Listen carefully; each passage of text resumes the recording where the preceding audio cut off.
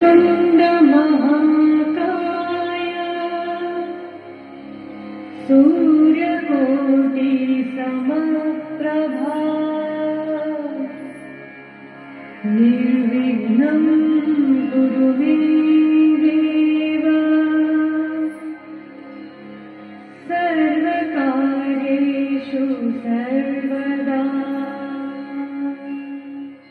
खंडोबा हे महाराष्ट्राचे तसेच कर्नाटकाचे देखील लोकप्रिय दैवत आहे.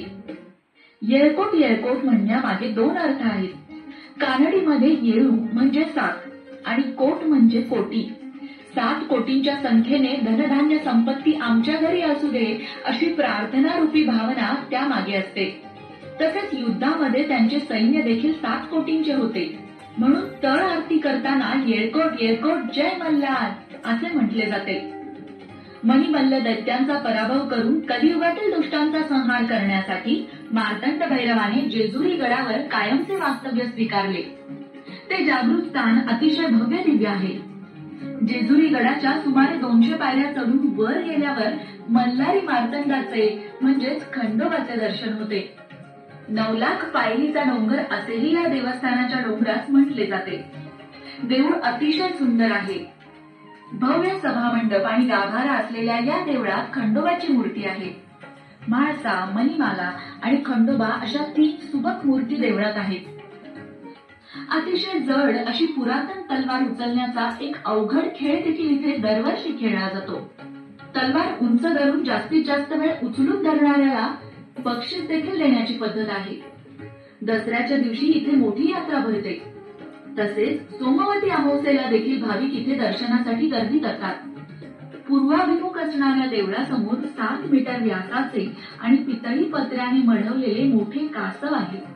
यावर भंडारा आणि खोबरे उधळण्याचा नवस फार लोक करतात. तळी भरणे हा एक विधी असतो. ताटात खोबरे आणि भंडारा घ्यायचा.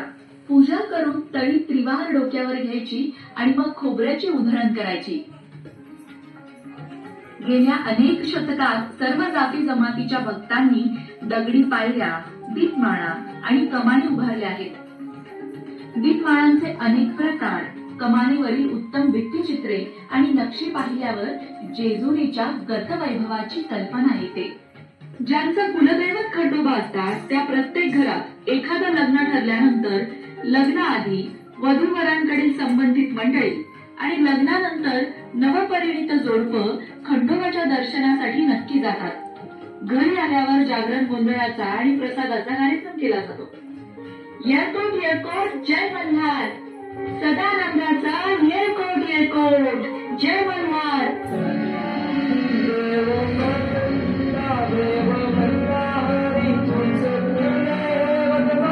खंडोबा